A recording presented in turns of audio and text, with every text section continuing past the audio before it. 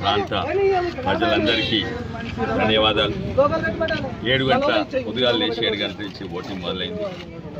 కానీ ముఖ్యంగా మొట్టమొదలు ఎవరైతే పోలీసు మిత్రులు ఎలక్షన్ డ్యూటీలు ఉన్నారో, లేకుంటే టీచర్లు, రెవెన్యూ ఆఫీసర్లు ఎలక్షన్ డ్యూటీ మీద ఉన్నారు, వాళ్ళు కూడా మొన్ననే ఖతమైంది. వాళ్ళ ఓటింగ్ ఫస్ట్ ఫేజ్ వాళ్ళ ఖతమైంది.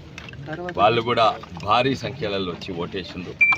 వాళ్ళందరూ కూడా ఎలక్షన్ డ్యూటీ మీద ఉన్న వాళ్ళందరికీ కూడా ధన్యవాదాలు. వాళ్ళు దాదాపు నేను కూడా 90% ఓటేసిండ్రు. వాళ్ళు ఒక ఆదర్శంగా వాళ్ళ బాధ్యతలు ఏందో ప్రజలకు చూపెట్టిండ్రు. ఈరోజు కూడా వాతావరణం చల్లగా ఉన్నది. ఎంతో అనుకోకుండా క్యూలు మొదలైనవి. నేను చేవల్ల ప్రాంత ప్రజలు కూడా చల్లగా ఉంటారని అనుకుంటున్నాను.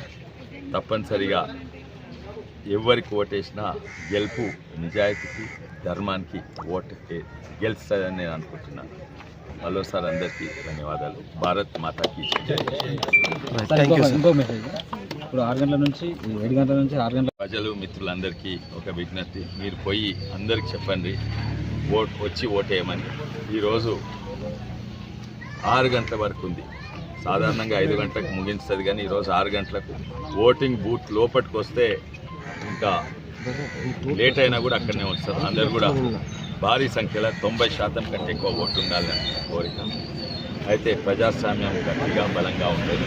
మన బాధ్యత తీసుకొని అందరు కూడా వచ్చి ఓటేయాలని.